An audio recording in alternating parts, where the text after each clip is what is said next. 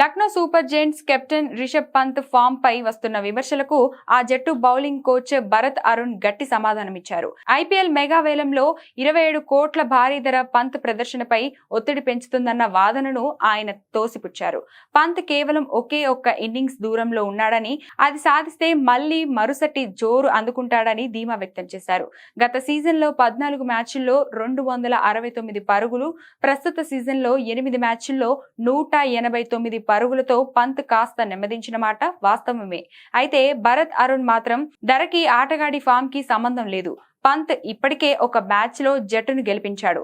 అతను ఫామ్ అందుకోవడానికి ఒక మంచి ఇన్నింగ్స్ చాలు అని పేర్కొన్నారు.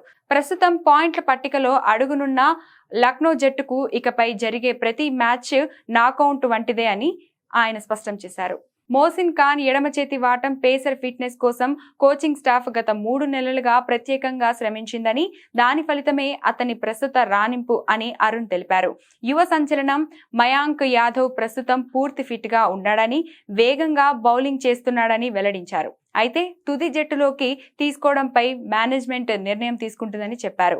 మహ్మద్ షమి అద్భుతమైన ఫామ్ లో ఉన్నాడని, అతను జట్టులో ఎందుకు లేడని అందరూ చర్చించుకుంటున్నారని అరుణ్ ప్రశ్నించారు. మరోవైపు ముంబై ఇండియన్స్ మాజీ కెప్టెన్ రోహిత్ శర్మ వాంఖేడే స్టేడియంలో నెట్స్ ప్రాక్టీస్ చేస్తూ కనిపించారు. జట్టుకు విశ్రాంతి ఉన్నప్పుడు రోహిత్ తన ఫిట్నెస్ పై దృష్టి సారించడం విశేషం. పంత్ ఫామ్ అందుకొని లక్నోను ప్లే ఆఫ్స్ రేసులోకి తెస్తాడో లేదో వేచి చూడాలి.